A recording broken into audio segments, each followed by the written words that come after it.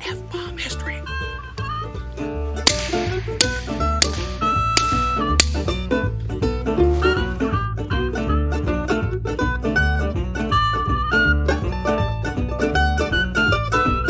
Every evening when the sun goes down, get with my party and I begin to clown. I don't care what the people are thinking.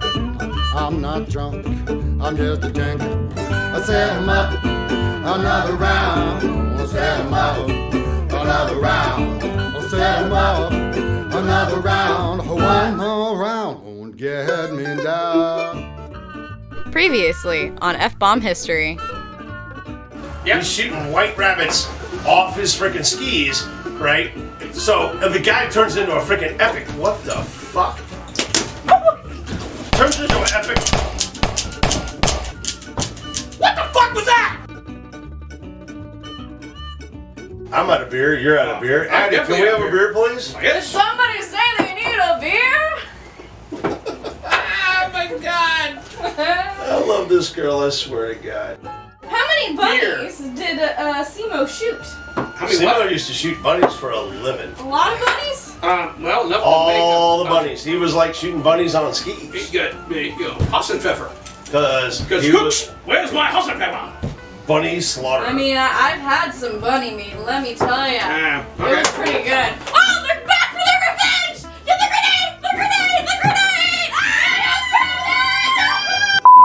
So after the bunny incident we just had, so what happens is on November 26th, about 1939, the Soviets decide, hey, it worked in Poland for the Germans, right? Stalin liked what Hitler did to Poland. He's like, friggin' Hitler was like all over that shit. So they decide that the Finns shelled the town of Mainila. Mainila. Mainila. Yeah. That's how you say it. All right. So, Artillery goes off in the town. Boom, artillery goes off in the town. Boom, boom, boom, boom, boom. Shit explodes. Everything's freaking out. Everybody's like, what the fuck is that? 4 border guards dead. 9 wounded. All kinds of people wounded. Border guards are dead. And the Soviets go, see? The Finns shelled us. Of course, the Finns are like, the fuck are you talking about? Now, kids, this is known as a false flag operation. That's when your own country does stupid shit to get you in a war. Thank God America's never done this before. Ever. Alright. Meanwhile, the Russians thought this was true until like, just recently. So what happens is, let's go ahead and fast forward, because the Soviets and the Russians believed this shit all the way up to 2013. Mm-hmm. They were like, oh no, the Finns, they started that war. We didn't do shit. Right up until Vladimir Putin said, yeah, you remember that whole 1939 Winter War thing? Yeah, that was pretty much all us. We did that shit. We did My bad. My bad. Yeah, so the Soviets finally, I'm sorry, they're not Soviet anymore, they're Russians. Oh, now the Russians. Now they're Russians, then they were Soviet, but they're Bolshevik, stinky, anyway, cabbage-eating the motherfuckers. Russians finally admitted up to it, and Putin said, yeah, we did this. We did that. And it wasn't until 2013. Are you kidding me? Alright, yeah, so 100 years later. anyway, the Soviets, they had like 700,000 soldiers. Well, no. First off, you got to talk about their Molotov. Molotov is the name of They're freaking Molotov. This clown. He's the Russian foreign minister. Yeah, come on. Everybody's heard of Molotov. Yeah. So right? Molotov-Ribbentrop, we've already talked about that, right? And Molotov literally demands that Finland move all their forces back 30 miles. Yep. And what did Finland do? Finland has a really good response. You're number one. It's a trend. Notice we like to double down on trends. Finland's been giving the Soviet Union the fucking people's finger. You want us to go back? Pretty much so. You want us to leave our border on the Karelian Isthmus? No! How about walk off? Yeah, we're not doing that. Now. So Molotov tries to do that shit, and the Finns are like, negative. All right, now you got to figure out what's on the border now. We got the Karelian Isthmus, which I know my director will put a map here eventually. But yeah, right there, it's a map. Now check it out. The Karelian Isthmus, what you got is these two armies. Now it's not really two armies. It's like one really big fucking big army and one huge. Now the really big army, we're talking like 750,000 Russians lined up on the borders. A fuck ton of tanks. Oh yeah, they got almost 7,000 goddamn tanks. Now when we're talking about tanks. We're not talking about T-34s. That's what we're on. We're talking about these little teeny weeny fucking tanks called KV-1s, KV-2s. They're kind of bullshit tanks. Little teeny weeny fucking and tanks. The way tanks go, KV-1s, KV-2s, yeah, they're not a big deal. Now the Russians also, because they really liked how Hitler did the Blitzkrieg, they also had a shit ton of aircraft. They had almost 4,000 aircraft. We're gonna do it that way, but here's the problem: Stalin done killed all his freaking officers that had any idea how to do that shit. He had something called the Purge, where if you didn't like him, he killed you. Pretty much. That doesn't work real well in real life. When you whack your entire officer corps and a goodly portion of your senior NCO corps, and you expect your army to go do anything, works out bad. Now, the Finns have got about half of what the Russians do. They got about 300,000 guys for the entire, their entire army. Now, the Russians, that's not their entire army, 750,000. No. That's just the army they put on Finland. Go fuck But Finland. all of Finland's army is 300,000. Now, the problem is that the Finns didn't really have much anti-tank shit. Well, and they also didn't have a lot of tank shit. They had hardly any tanks. Figure They had now like the Russians had tanks. They had almost 7,000 tanks. The Finns had a huge armored division company. It was 30. Platoon. It was like 30. Squad. They had an armored squad. They had like 32 tanks. 32 fucking tanks. And they were kind of really old tanks too. And they had 114 aircraft that might work. Sort of. Maybe. Now, the other thing about the Russians is they had, artillery for days. They could just fire as much as they want to. The Finns only had enough artillery shells for about 20 days of war.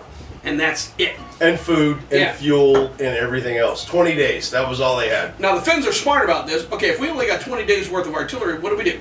So what they decided was instead of just doing this World War I style artillery barrage, which everybody was doing at that time, they said, all right, let's go out and find out exactly maybe where would be the place that an enemy would go, and we'll put a point on the map, and we'll call that something like, I don't know, a target reference point. Yeah, TRP or something. We'll do that. Because, World War I, it was like, hey, we're going to take every artillery piece we have, like all 1,000 of them, and we're going to aim it at one grid square. 1,000, we're going a billion. eradicate the entire fucking grid square. The Finns are like, we might need to be a little more. We're going to take care of this intersection. We need to be a little more precise. But but the fact that they did that though means they're actually kind of meeting what the modern definition of artillery emplacement is. It really does. They're being very specific in how they spend their assets. They're not just throwing assets at the problem. They are very, very, very meticulous about how they are allocating their assets to defeat the enemy that's 5 times, 10 times larger than they are. Now, that's pretty awesome. The Russian guy in charge is a guy called Clement Voroshilov. Now, Voroshilov actually came up with a pretty good plan, and he thought it would work. He copied kind of what the Nazis did with the Blitzkrieg. Remember, it's November. Yeah. It's November. This is only a few months after invading Poland. Now, what he did was he was going to just go through a narrow area, that southern part of the Karelian Isthmus that's not covered in swamp and shitty woods, but the area where you could actually take tanks, he was going to punch through there, and he was going to hit them with a massive amount of artillery, hit them with the aircraft would come in and blow up, the resupply and everything else, and it would just bust through that one area. Yeah. But Stalin didn't like that because it wasn't sexy enough. It wasn't sexy enough because Stalin wanted to make it look like some kind of wild-ass freaking Soviet dumbed-down version of freaking retard freaking Blitzkrieg. Oh, Stalin wanted to do one more up than Hitler. He wanted to be... He wanted to be better than Hitler. We have to be at least as cool as the cool guy on the freaking block. So Stalin said, that's really cool that you came up with this plan that's kind of like a Blitzkrieg, but instead of hitting this one little area, I want to do the entire front. Let's do the entire front. Oh, shit. All right.